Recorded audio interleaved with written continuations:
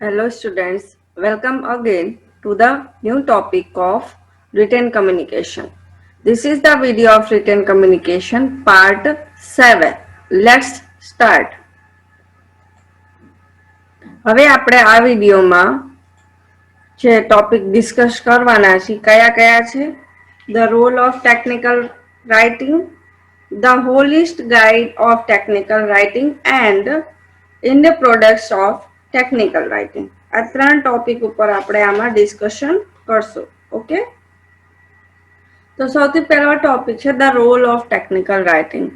Means technical રાઇટિંગનું તમે ક્યાં ક્યાં યુઝ કરો છો, એનું રૂલ શું છે, આપણે આ બધું શેની માટે ભણીએ છીએ, બરાબર? તો technical writing serves various purpose and therefore has multiple role in the present business environment. તો ટેકનિકલ રાઇટિંગ ઘણા બધા પર્પસ માટે સર્વ કરવામાં આવે છે, બતાવવામાં આવે છે. Therefore તો એનાથી શું થાય કે જે ટેકનિકલ રાઇટિંગ છે એના મલ્ટિપલ રોલ્સ હોય છે. શેમાં હોય છે? બિઝનેસ એન્વાયરમેન્ટમાં, કેમ કે આપણે એમાં તે ટેકનિકલ રાઇટિંગની જરૂર પડે છે. તેના 14 પોઈન્ટ્સ છે. કયા કયા છે?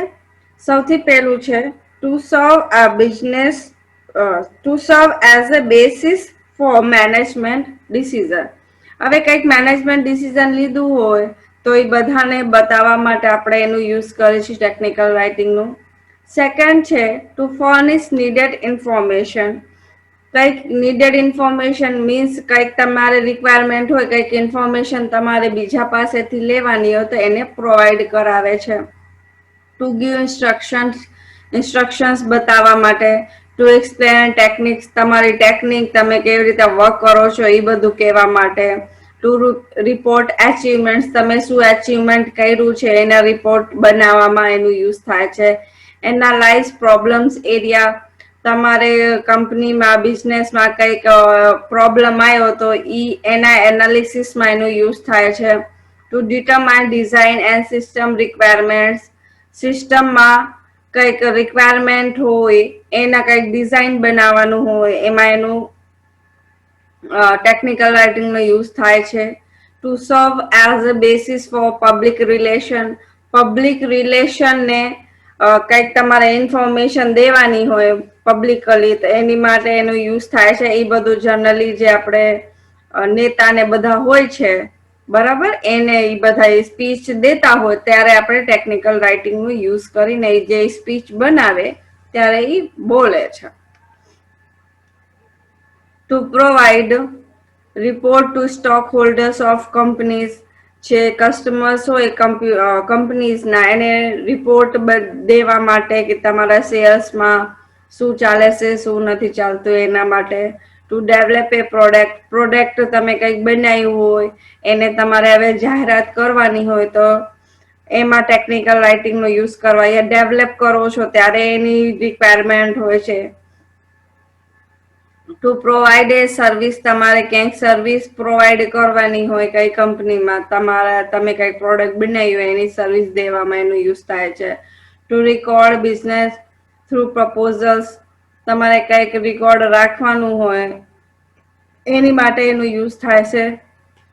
ટુ પ્રોસીજર બિઝનેસ થ્રુ પ્રપોઝલ્સ, એમાં એનું યુઝ થાય છે. To solve A particular problem, હવે કંપનીમાં બિઝનેસમાં કંઈક તમારે પર્ટિક્યુલર પ્રોબ્લેમ આવ્યો છે તો એને સોલ્વ કરવા માટે આપણે ટેકનિકલ રાઇટિંગનું યુઝ કરીએ છીએ. હવે આ બધી જગ્યા ટેકનિકલ રાઇટિંગનો યુઝ એટલા માટે થાય છે કેમ કે જે ટેકનિકલ રાઇટિંગ છે સ્ટ્રેટ ફોરવર્ડ બધી વસ્તુ એમાં હોય છે. એમાં એક વસ્તુ પોતાની પર્સનલ હોતી નથી. આ ટેકનિકલ રાઇટિંગ ગમે પર્સન લખે પણ એ પોતાના થોટ્સ નથી લખતા, પોતાના ઓપિનિયન્સ નથી લખતા. એ જે ફેક્ટ છે, જે સાચી વસ્તુ છે, જે સાચા ડેટા છે એ જ બધું એમાં પ્રેઝન્ટેશનમાં યા રાઇટિંગમાં નાખે છે. એટલે આપણે આ બધી 14 જગ્યા એનો યુઝ કરીએ છીએ. આ બધી જગ્યા આપણે ક્લિયર ડેટાની જરૂર હોય છે, જે ક્લીન ડેટા હોય, જેમાં કંઈક પોતાનો ઓપિનિયન ન હોય, એટલા માટે આપણે આની રિક્વાયરમેન્ટ હોય છે. હવે second topic is the holist guide of technical writing. તો શું છે આમાં? Let us consider the ABCs of technical writing. આમાં A to Z સુધી એના A થી accuracy, B થી brevity, C થી confidence, એવી રીતે A to Z સુધીના એના ABCs છે ટેકનિકલ રાઇટિંગના, કે આમાં કેવી રીતે A થી શું આવશે, B થી શું આવશે. તમે આ બધી A to Z સુધી બધું ચેક કરી લીધું, મીન્સ 26 લેટર થયા ને A to Z માં, તો તમારે પરફેક્ટ ટેકનિકલ રાઇટિંગ થશે. હોલિસ્ટ ગાઈડ આવી, એમાં આખી તમારી ગાઈડ આવી ગઈ કે આ બધા પોઈન્ટ્સ એમાં પોસિબલ છે, બધા તમારે આમાં યુઝ કરવાના જ છે ટેકનિકલ રાઇટિંગમાં. તો the first point is accuracy. A means accuracy. Okay, જે A હશે એનું જ ફર્સ્ટ લેટર એક્યુરેસી હશે. B થી બ્રેવિટી, C થી કોન્ફિડન્સ, D થી ડિગ્નિટી, E થી એમ્ફેસિસ, F થી ફેસિલિટી, G થી ગ્રામેટિકલ કરેક્ટનેસ, S થી હોનેસ્ટી એન્ડ I થી ઇલિસ્ટ્રેશન. એવી રીતે નેમ લેટરનું અને જે નામ આપેલું છે એનું ફર્સ્ટ લેટર જે હશે બે સેમ હશે. એવી રીતે A to Z સુધી છે, બરાબર. તો સૌથી પહેલો છે એક્યુરેસી.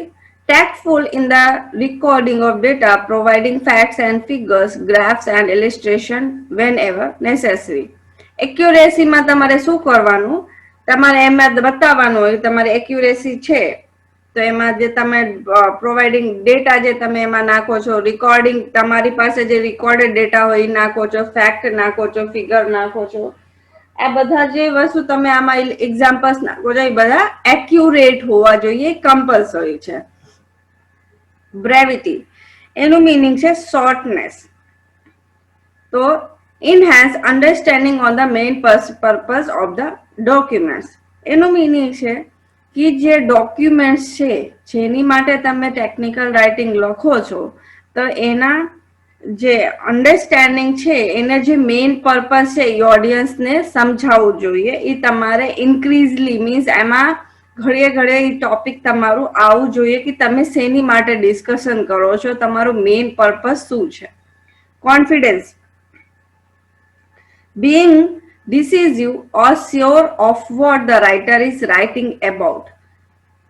એના મેઇન પર્પઝ શું છે, એનો ટોપિક શું છે, એ એના ઉપર એને રાઇટરનું કોન્ફિડન્સ હોવું જોઈએ કે હું શું લખું છું, એ એને ખબર હોવી જોઈએ, કોન્ફિડન્ટલી લખવું જોઈએ. Dignity means property. કેવી રીતે?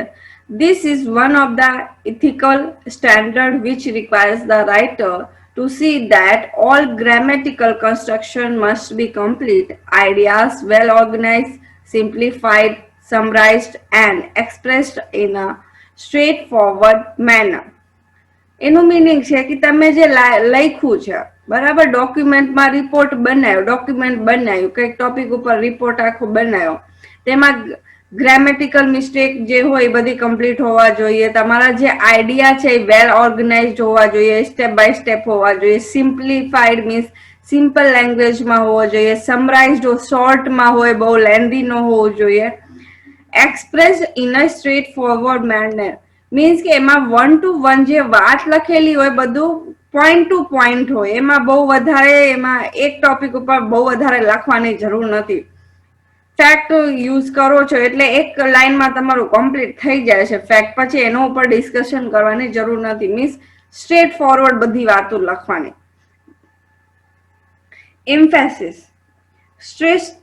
સ્ટ્રેસિંગ the major point and subordinate them. જે મેજર પોઈન્ટ હોય એને દેખાડવાનું, એને ફોકસ કરવાનું, પછી એના સબઓર્ડિનેટ્સ તમારે દેવાના. Facility makes report easy to read and understand. જે તમે રિપોર્ટ બનાવો છો એને એવું રીતે બનાવવાનું કે ઇઝીલી બધા સમજી શકે, વાંચી શકે. It's depend on pacing, sequence, arrangement and continuity. એ શેના ઉપર ડિપેન્ડ કરે છે કે તમે કયા સિક્વન્સમાં લખો છો, એનું અરેન્જમેન્ટ શું છે, એની કન્ટિન્યુટી કેવી રીતની છે. તો એ બધી વસ્તુનું ધ્યાન રાખશો તો જે ઓડિયન્સ છે એને એમાં ઇન્ટરેસ્ટ આવશે. Grammatical correctness, application of grammatical rules. Means જે ક્યાં કોમા આવશે, ક્યાં ઇન્વર્ટેડ કોમા આવે છે, ક્યાં ફૂલ સ્ટોપ આવે છે, એ બધી વસ્તુનું જેટલા ગ્રામેટિકલ રૂલ્સ છે એ બધાનું આમાં ફોલો કરવાનું રહેશે. Honesty, knowledge borrowed statement provide reference. Honesty means તમે જે ફેક્ટ્સ લખો છો યા બધું જે વસ્તુ પણ તમે લખો છો ડોક્યુમેન્ટ વિથ ઓનેસ્ટી બધું તમારે લખવાનું. ઇલિસ્ટ્રેશન, employ illustration to contrast either thoughts or idea. Illustrations તમારે કેવી રીતે દેવાના કે કંઈક થોટ હોય તમે યા કંઈક આઈડિયા હોય, કંઈક તમારે ફેક્ટ હોય એમાં એક્ઝામ્પલમાં દેવાનું. તમારે પોતાના ઓપિનિયન નહીં લખવાના, જે ફેક્ટ જ હોય એ જ બધી વસ્તુ લખવાની. જે judgement, quality of the information gathered and collected by considering its ampleness, relevance, simplicity and collaboration with the rest of the data.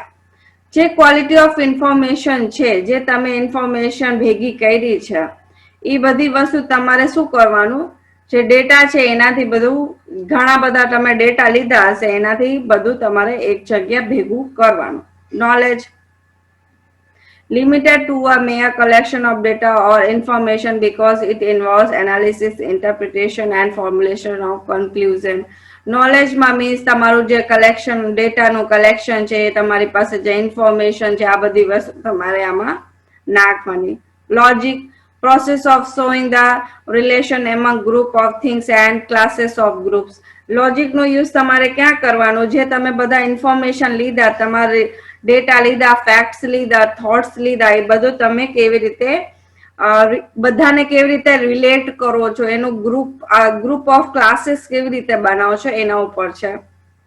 Mechanical neatness, overall appearance of the report, perfect in shape and fulfilment of other set standard. જે તમારું appearance છે, report જે તમે બનાવ્યું છે એ perfect, મતલબ એનું perfect shape હોવું જોઈએ. મીન્સ પેરાગ્રાફ છે, ગ્રામેટિકલ મિસ્ટેક્સ છે, એ બધી ન હોવી જોઈએ, પરફેક્ટ બનવું જોઈએ. Fulfilment of other set standard, આવી રીતે તમે રિપોર્ટ બનાવ્યું, ઓવરઓલ જે એપિયરન્સ છે તમારું, જે તમે રિપોર્ટ દેખાડો છો, પ્રેઝન્ટ કરો છો, તો તમારું પોતાનું એક સ્ટેન્ડર્ડ, તમારા કંપનીનું, તમારા બિઝનેસનું એક સ્ટેન્ડર્ડ સેટ કરી દે છે. normal procedure, follow acceptable arrangement of the different parts of a documents. એનું મીનિંગ છે કે તમારે શું કરવાનું, જે ડિફરન્ટ પાર્ટ્સ ઓફ ડોક્યુમેન્ટ્સ છે એને એક્સેપ્ટેબલ અરેન્જમેન્ટમાં ગોઠવાનું છે. Objectivity, third person point of view is preferred, avoid personal opinion. Third પર્સનના પોઈન્ટ તમારે જોવાના, પોતાના પર્સનલ પોઈન્ટ, પર્સનલ ઓપિનિયન એમાં જોવાનું નહીં. એનું બને ત્યાં સુધી પોતાના ઓપિનિયન એમાં નાખવા નહીં. Planning, basic step give purpose and direction to what the writer has to write. Basic steps બતાવવાના, પર્પઝ દેવાનું, એને ડાયરેક્શન દેવાનું કે તમારે કેવી રીતે લખવાનું છે, રાઇટરને કેવી રીતે લખવાનું છે, એ બધી વસ્તુ એમને પ્લાન કરીને બતાવી દેવાની. Qualifications, choose statements that have direct relationship to the topic being discussed. Statement choose કરવાનું જેના ઉપર that have direct relationship to the topic થી જે direct relation માં હોય અને તમારે જે discussion કરવાનું હોય. Revisions, more than checking spellings, punctuation marks, spacing, margin, it caters to the direction, organization of idea and subject fully treated or not. રિવિઝનમાં તમારે શું કરવાની, સ્પેલિંગ ચેક કરવાની, પંક્ચ્યુએશન ચેક કરવાના, સ્પેસિંગ, માર્જિન, આ બધી વસ્તુ ચેક કરવાની. એનાથી ખબર પડશે કે તમારો જે ઓર્ગેનાઇઝેશન ઓફ આઈડિયા છે, ડાયરેક્શન છે, એ કમ્પ્લીટલી કરેક્ટ છે કે નહીં, ફુલી ટ્રીટેડ છે કે નહીં. Straight sentence. Sentence must be limited to only one or two ideas which are closely related. જે તમારા સેન્ટેન્સ તમે યુઝ કરો છો, બરાબર, તમારા આઈડિયાથી રિલેટેડ તમે જે સેન્ટેન્સનું યુઝ કરવાનો છો એ તમારે લિમિટેડ હોવા જોઈએ અને ક્લોઝલી મીન્સ જે તમારું આઈડિયા છે એનાથી જ રિલેટેડ સેન્ટેન્સ તમારે યુઝ કરવાના અને બને એટલા ઓછા યુઝ કરવાના. થોટનેસ, Subject matter must be treated well to recognize the objective. જે સબ્જેક્ટ મેટર છે must be treated well to realize the objectives. જે ઓબ્જેક્ટિવ છે તમારું એનાથી રિલેટેડ તમારે જે સબ્જેક્ટને જે તમે લખો છો એને ટ્રીટ કરવાનું રહેશે. Unity, every idea should have correlation to the main topic. જે તમારું મેઇન ટોપિક છે એના પછી તમે જેટલા પણ આઈડિયા એમાં નાખો છો, પોતાના ફેક્ટ નાખો છો, એ બધા એકબીજાથી કોરિલેટ હોવા જોઈએ.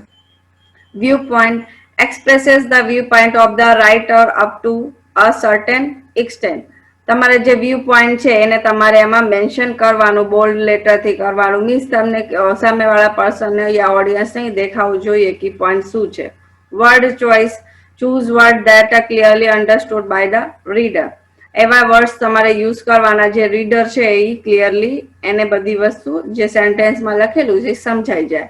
Extra effort bring success. તમારે એમાં એફર્ટ જેટલું નાખવું પડે એટલું નાખવાનું, એનાથી તમને સક્સેસ મળશે. You attitude, present your presentation in segment appropriate to the readers knowledge need. પોતાનું એટીટ્યુડથી તમારે જે તમારે ઇન્ફોર્મેશન છે એ પ્રેઝન્ટ કરવાની અને રીડર્સને જે નોલેજ જોતી હોય તમારે એને દેવાની. Just write only when you have something worth saying and write as thought you were performing a service that only you can perform. એમાં શું કહેવા માંગે છે કે તમારી પાસે કંઈક કહેવા માટે હોય તો જ તમે લખો, અને તમારી પાસે લખાઈ ગયું હોય write as thought you are performing a service. અને લખવાનું પછી કેવી રીતે? તમારી પાસે લખવા માટે કંઈક હોય તો તમે વાંધો, તમારી પાસે લખવા માટે હવે કંઈક આવી ગયું. હવે તમારે શું કરવાનું કે તમે એવી રીતે તમારે થોટ કરવાનું, વિચારવાનું કે એવી રીતે લખવાનું છે કે તમે જ પરફોર્મ કરવાના છો. બરાબર બરાબર.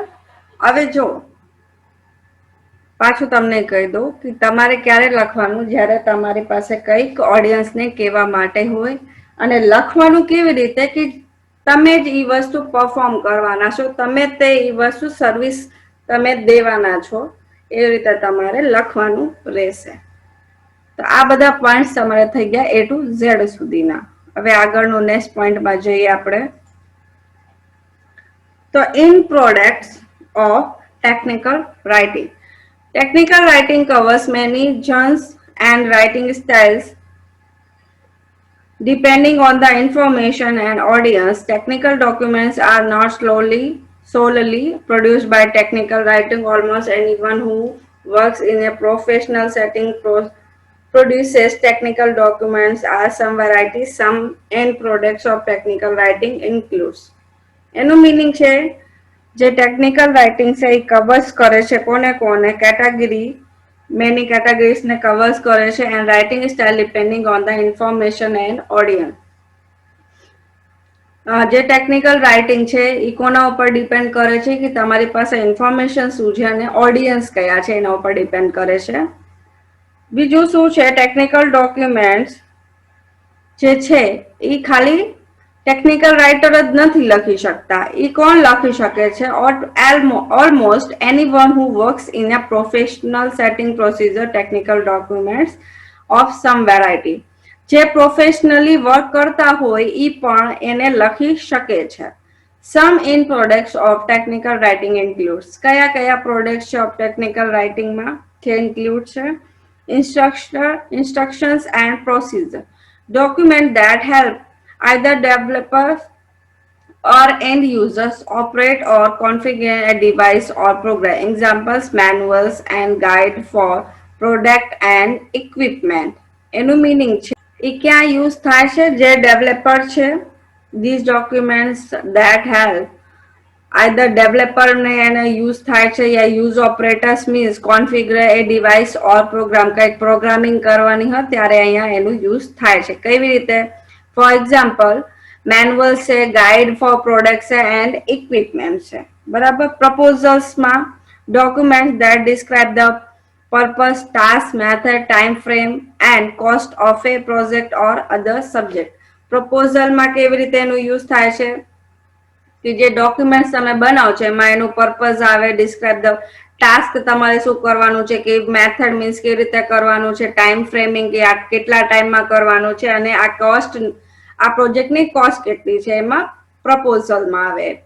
ઈમેલ્સ, લેટર્સ એન્ડ મેમોરેન્ડા, એનું મીનિંગ છે કે ઈમેલ છે, લેટર છે અને પછી contract. Letters and email communicate information or persuade the receiver to accomplish a certain task. Letters are for people outside a company while memos are for within. એનું meaning છે કે letters અને email જે છે એ communicate કરવા માટે છે, કંઈક ઇન્ફોર્મેશન તમારે દેવાની તો receiver to complete A certain task, જે રિસીવર છે, ઓડિયન્સ છે, એને કન્વિન્સ કરવા માટે યા એને ઇન્ફોર્મેશન દેવા માટે કે તમારે આ ટાસ્ક કમ્પ્લીટ કરવાનું છે. લેટર્સ એની માટે છે, લેટર્સ કે ઈમેલ જે કંપનીની બહાર પર્સન્સ હોય એની માટે, અને મેમોસ એની માટે હોય છે જે કંપનીના અંદર જ એમની સાથે જ વર્ક કરે છે. Press release A publicly release technical documents that describe function and values to the public. Press release નો મીનિંગ છે કે જે પબ્લિકને બતાવે છે ટેકનિકલ ડોક્યુમેન્ટ્સ અને એને ડિસ્ક્રાઇબ કરે છે એના functions and value of the public, અને પબ્લિકની શું વેલ્યુ છે એ એમાં બતાવે છે. 5 પોઈન્ટ છે specification, description such as structure, part, packaging, delivery ETC. સ્પેસિફિકેશનમાં શું હોય છે, એના સ્ટ્રક્ચર શું છે, પાર્ટ શું છે, પેકેજિંગ, અને એનું મીન્સ આખું ડિસ્ક્રિપ્શન આવી જાય છે જે તમારું આઈડિયા છે જે તમે વેચવા માંગો છો, so that any other party can reconstruct it. બીજી કઈક એને પાર્ટી હોય તો એને